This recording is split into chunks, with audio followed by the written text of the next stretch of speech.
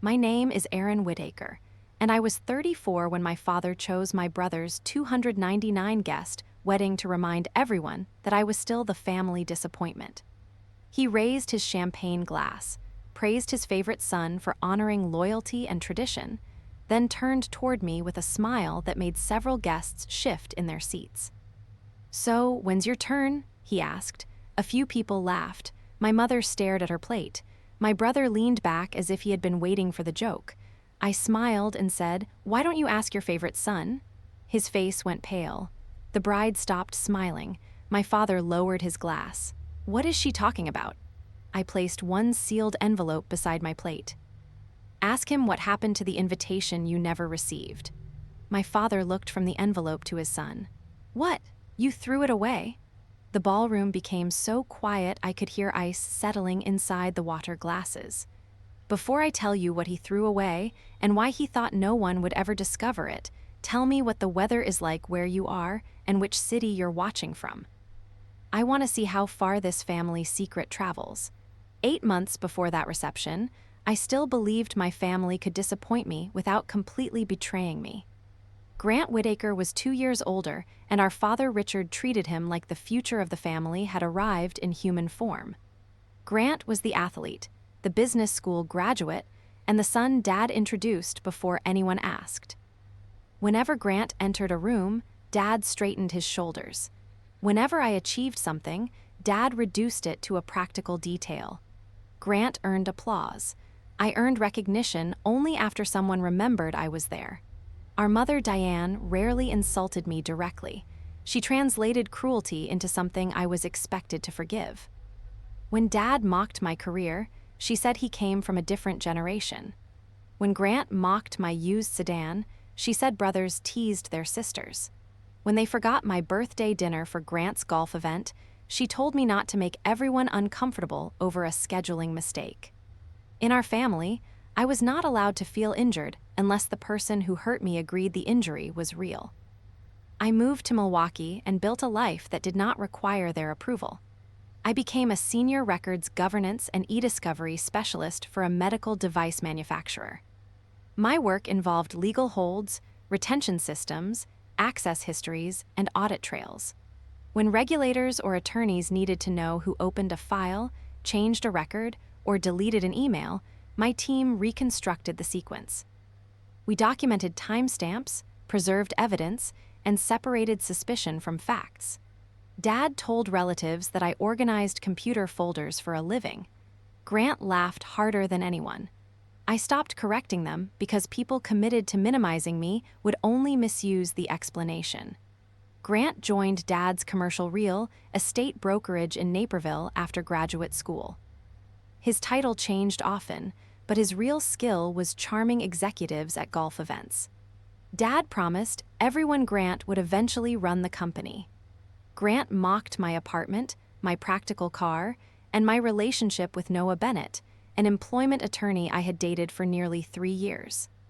When Grant asked whether Noah represented real companies or only angry employees, Noah calmly answered that he represented whichever side followed the law. Grant disliked him from that moment. Noah and I did not want a ballroom wedding. We chose a civil ceremony in Door County with 14 guests, a lakeside dinner, and a retired judge who had mentored him. Despite everything, I invited Dad, Mom, and Grant. I sent a certified package to their office because all 3 spent time there. Inside were separate invitations, hotel information, and a handwritten letter telling my parents we wanted them with us. I also emailed the details to their personal addresses and Dad's office account. Noah asked why I used certified mail. I said I wanted proof the package arrived. The truth was that I had spent my life being told I remembered things incorrectly. For once, I wanted a record that could not be softened or blamed on my sensitivity. The tracking page showed delivery 6 weeks before the ceremony.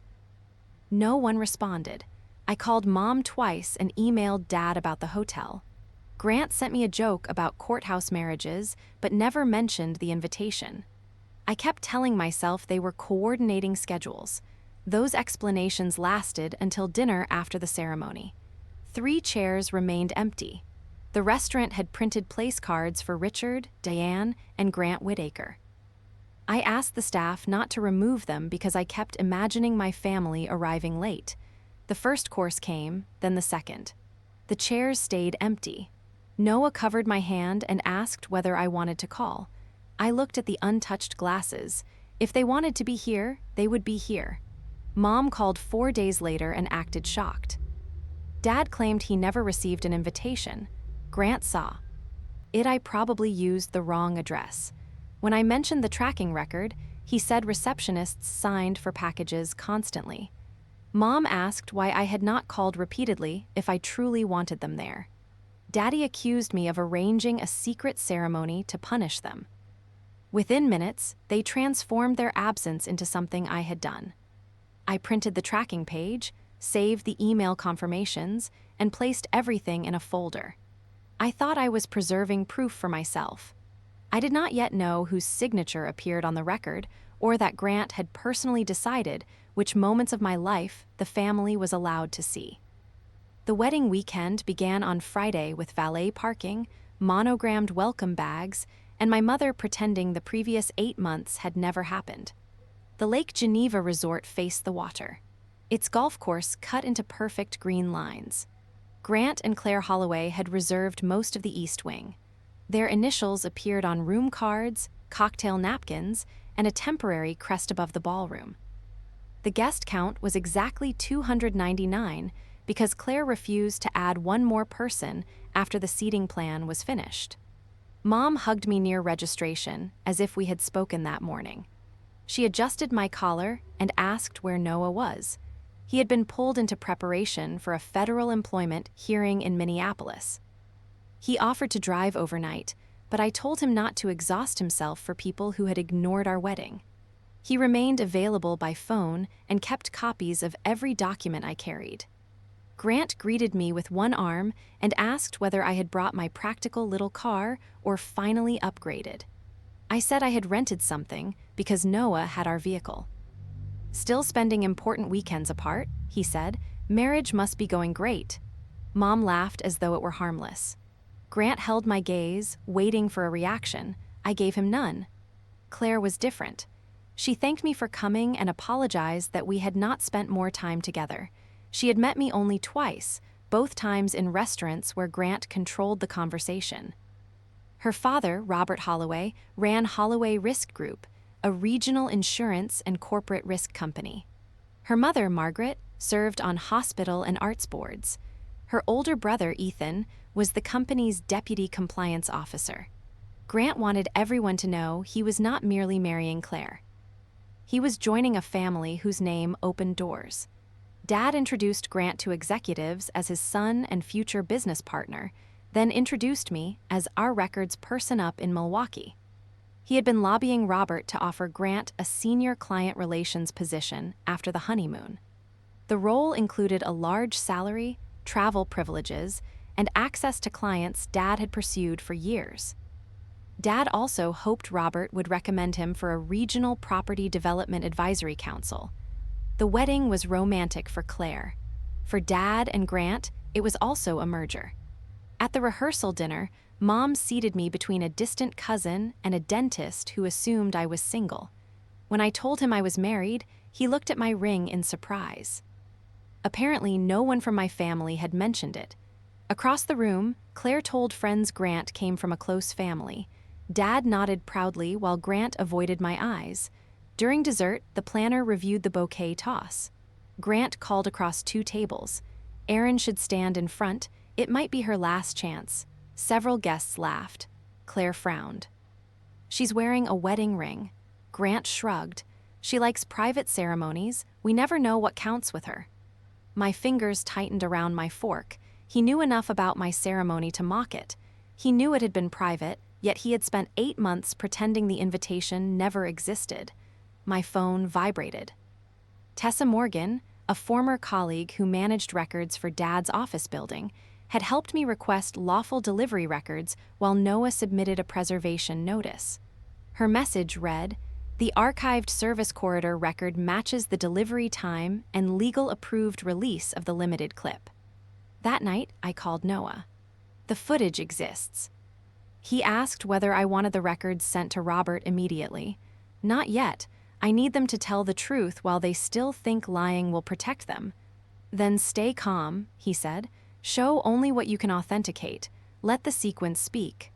I looked across the dark lake. That is why Grant should be worried.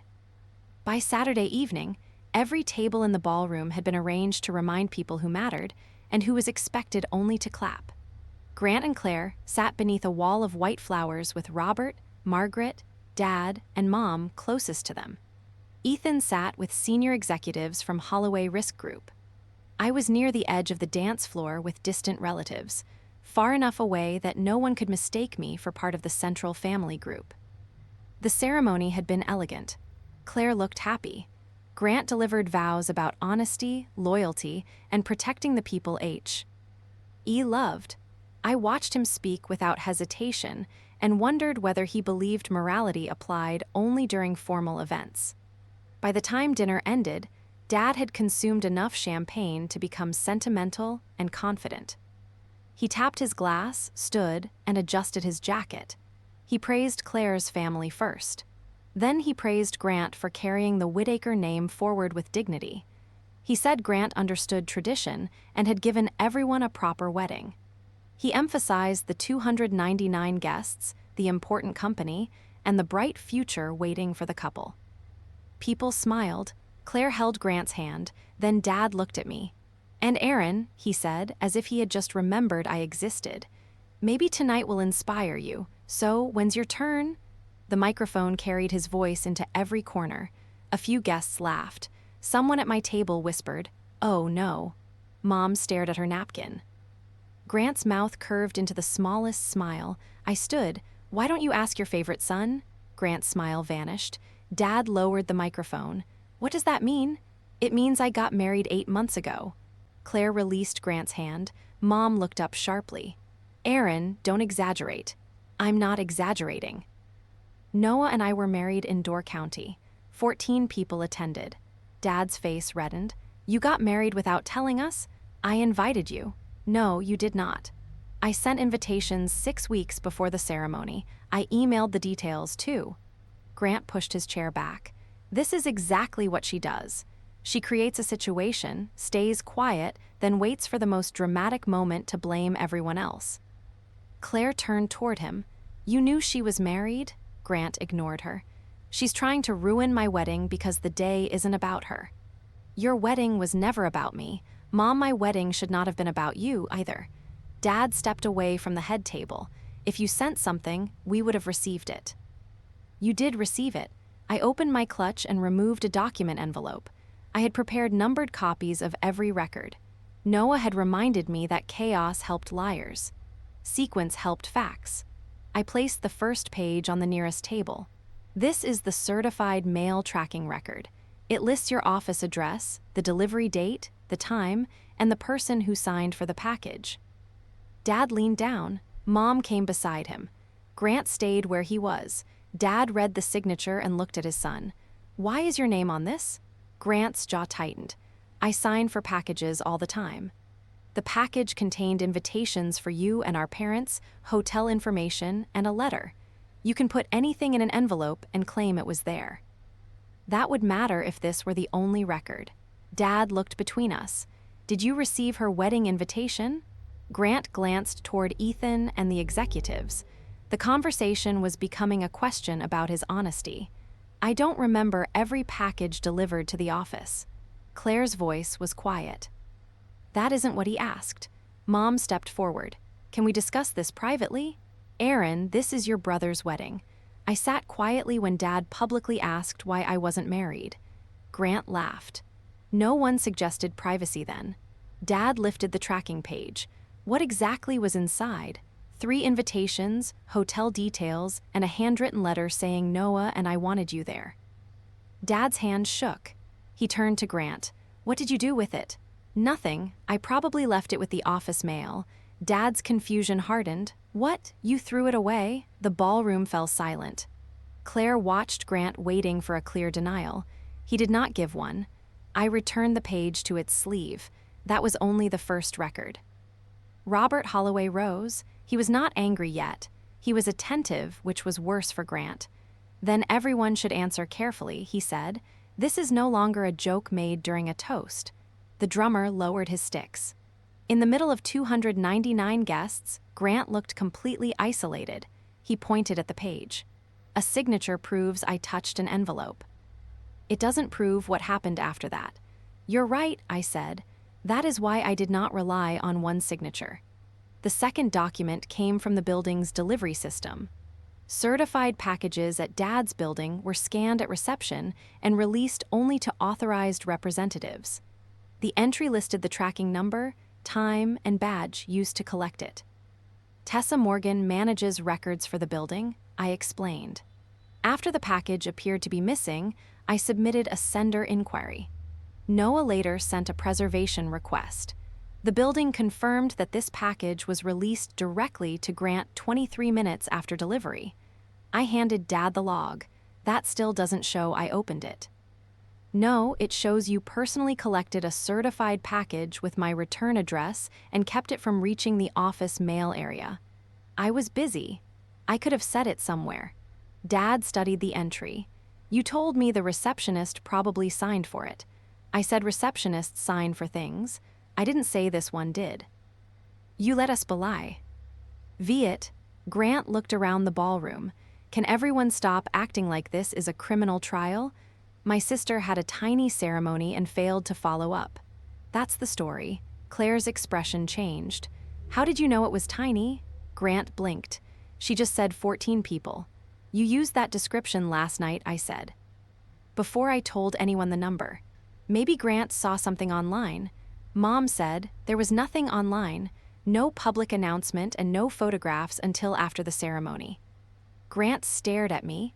You planned this. I documented it. You planned it.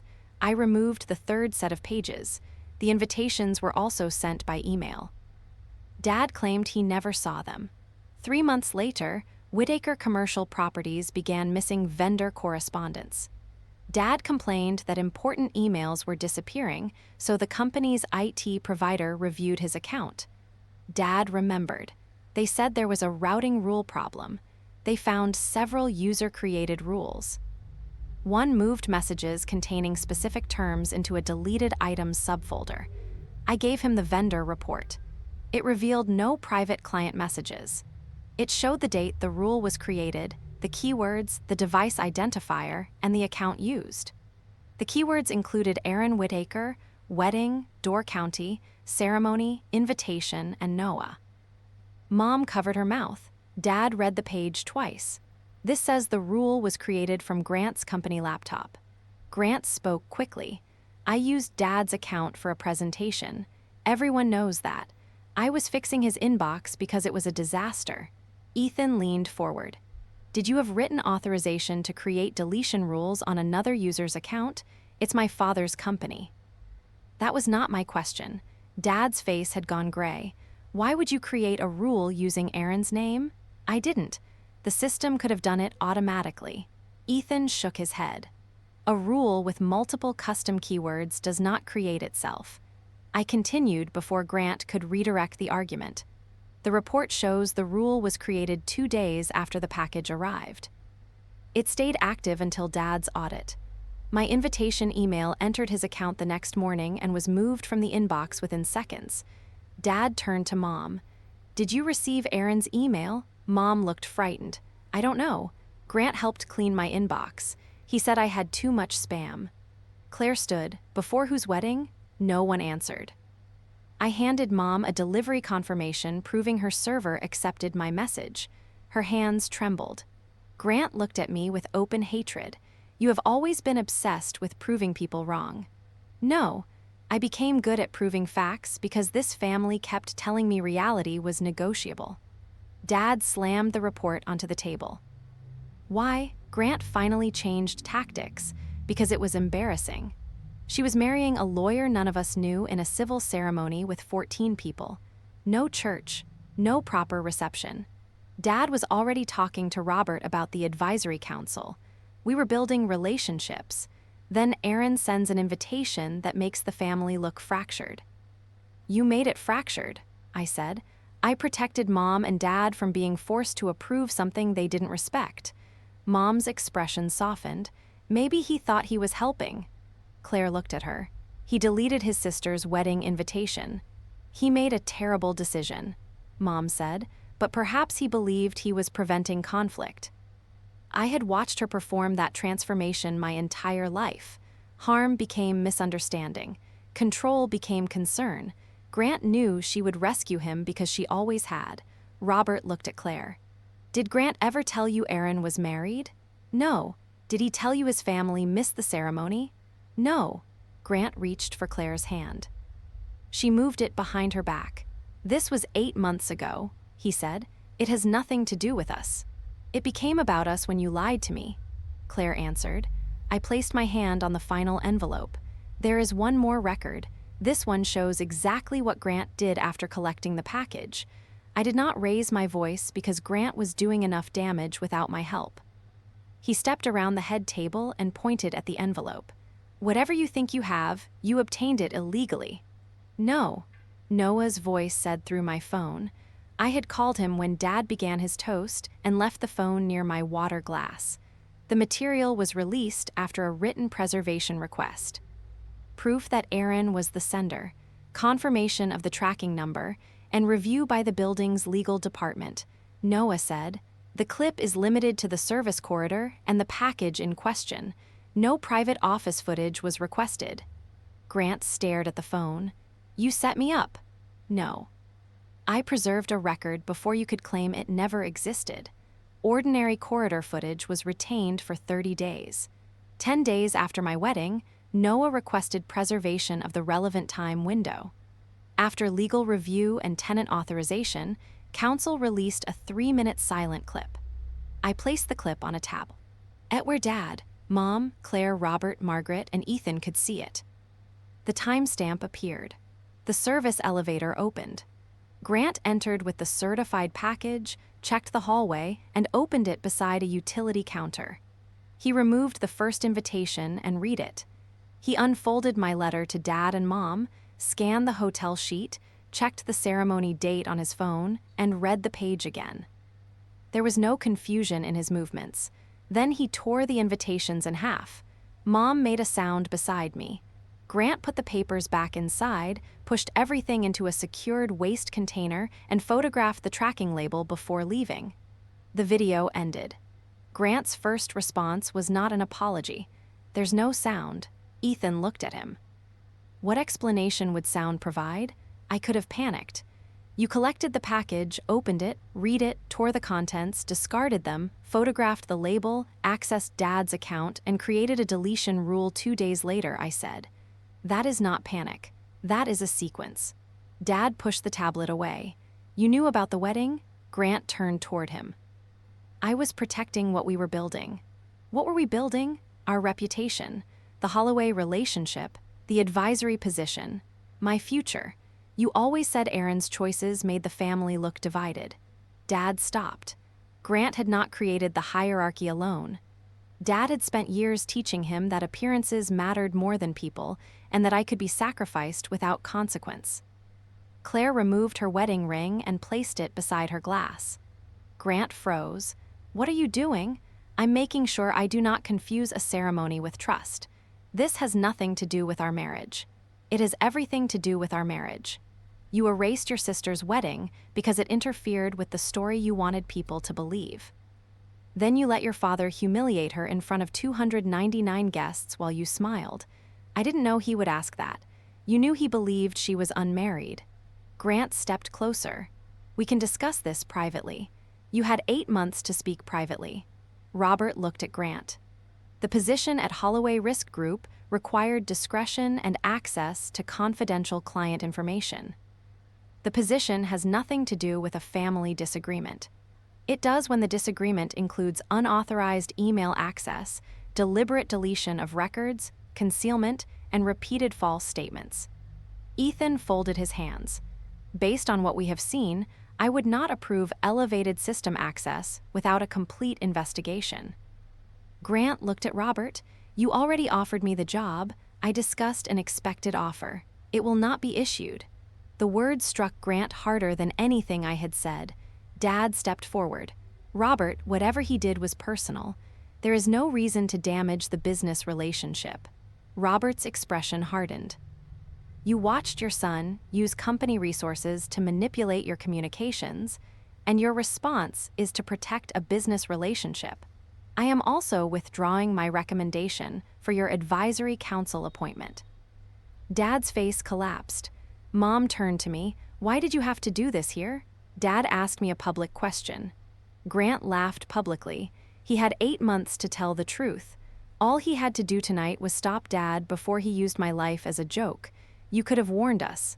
I sent an invitation. I called. I emailed. Every warning became another chance for you to blame me. Mom began crying. "We are still your family. You were my family when 3 reserved chairs sat empty at my wedding." Grant moved around the table. "You ruined my life." "No, you threw away the first piece yourself." Claire asked the planner to move her belongings to her parents' suite. She would not continue the reception or leave for the honeymoon. The band was dismissed. Guests collected purses and jackets. Dad tried speaking with Robert near the doors, but Robert walked past him. Margaret left with Claire. Grant remained beside the flower wall while workers extinguished the candles. The room had been designed to display his arrival into a more powerful family. Instead, everyone watched that future disappear. I returned the documents to my clutch. I did not feel victorious. I had invented nothing. I had only refused to let him continue benefiting from a lie.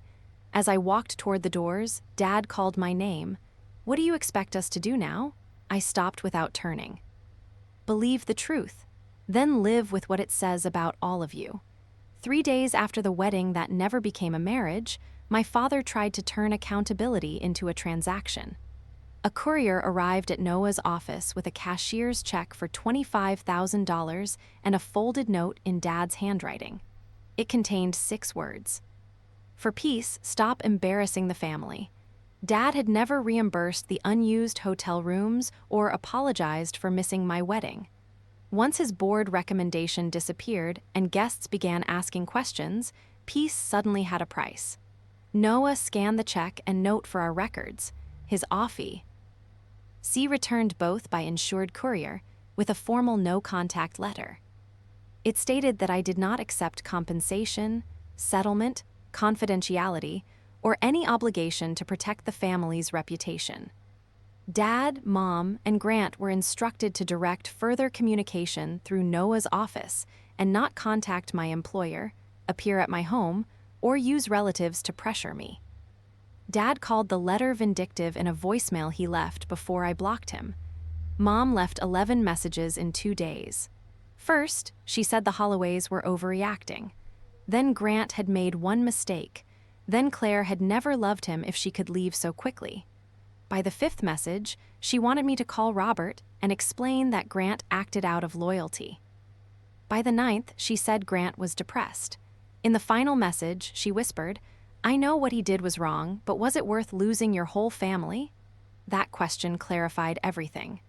Mom still believed Grant made the decision, but I created the consequences. Dad humiliated me, but I damaged the family by refusing to absorb it quietly. Even after seeing Grant tear my invitation apart, she wanted me to repair his life. I did not respond. Grant sent one email from a new address before Noah's office blocked it. Claire had begun annulment proceedings. Holloway Risk Group had withdrawn all employment discussions. Dad removed him from client-facing duties while the company's IT vendor reviewed his access. Grant accused me of waiting for the most destructive moment to expose him. He was right that I chose the moment. I could have confronted him privately. He would have denied his motive, offered a selective apology, and convinced Mom the matter was resolved. Dad would have called it sibling conflict. Grant would have married Claire and accepted a position requiring clients to trust him with private information. My family would have continued claiming I excluded them from my wedding. Their version would have survived because correcting it made them uncomfortable. The public setting did not create Grant's conduct. It prevented my family from rewriting it. Dad lost the advisory council recommendation and two potential clients who had attended the wedding. His company did not collapse, and I never expected it to. Consequences do not always arrive as dramatic destruction. Sometimes they are closed doors, careful questions, withdrawn trust, and invitations that no longer come. Grant lost the Holloway role, his honeymoon, and his marriage. Claire later sent one message through Noah: "I am sorry your wedding was treated as disposable. Thank you for showing me what he believed he had the right to erase." I replied, "I'm sorry you learned it on your wedding day. We did not become friends." We did not need to. Some people enter your life only long enough to confirm you were not imagining what happened. Dad kept Grant employed, but removed his executive title. Mom moved between their homes, comforting both men and describing herself as trapped in the middle. She was not in the middle. She had spent so many years standing beside the person causing harm that accountability felt like an attack on her, too. I removed my parents as emergency contacts, closed a shared account Mom still monitored, and updated my medical directives, beneficiaries, and estate documents. Noah and I changed our building access code. I blocked their numbers, email addresses, and social accounts. Those steps felt administrative. Boundaries were documented decisions, access revoked, permissions removed, instructions clarified. The door stayed closed because I stopped giving people keys. Dad later appeared in my office lobby demanding 5 minutes. Security called me before allowing him upstairs. I referred them to the no-contact instruction, and they escorted him out. He left a note saying a daughter should not treat her father like a stranger. I returned it through Noah. Dad was not a stranger. A stranger would not know exactly which weakness to use against me. Distance was not punishment. It was recognition. Mom asked my aunt to invite me to lunch without revealing that Dad and Grant would attend. My aunt admitted the plan when I asked directly. I declined and told her not to act as a messenger again. She reminded me that parents did not live forever. I told her, limited time was a reason to behave honestly, not a reason to demand access without accountability. Snorts 8 months later, Noah and I returned to Door County for our first anniversary. We ate at the same restaurant and requested the same table. The manager remembered us and asked whether more family would be joining. "No," I said, "just the people who chose to be here." There were no empty reserved chairs this time. After dinner, Noah and I walked beside the lake. My wedding ring caught the last light. I thought about the ballroom, the 299 guests, Dad's raised glass, and Grant's face when the truth stopped obeying him. For years, I imagined justice would feel like an apology. None came without excuses, yet closure did not require their agreement. The truth had been established. My family could deny its meaning, but they could no longer deny the record. Noah took my hand. "Do you regret it?" I knew he meant the reception, the evidence, and the moment I decided silence was no longer the price of belonging. "No," I said. "I regret how long I believed protecting them was the same as loving them. Some people call it family only while they still have permission to hurt you. They call silence loyalty and boundaries cruelty. They expect the person who is harmed to become smaller so everyone else can remain comfortable. Walking away is not cruelty when staying requires you to disappear. My family finally knew the truth about my wedding. They simply no longer had access to the life I built after it. Thank you for watching another emotionally story with us. All characters and situations are fictional and made only for entertainment and reflection. We hope it reminds you that the strongest response to manipulation is often clarity. Seeing the pattern, trusting yourself, and refusing to be put back into it. Once you recognize the cycle, you gain the power to break it and choose something healthier.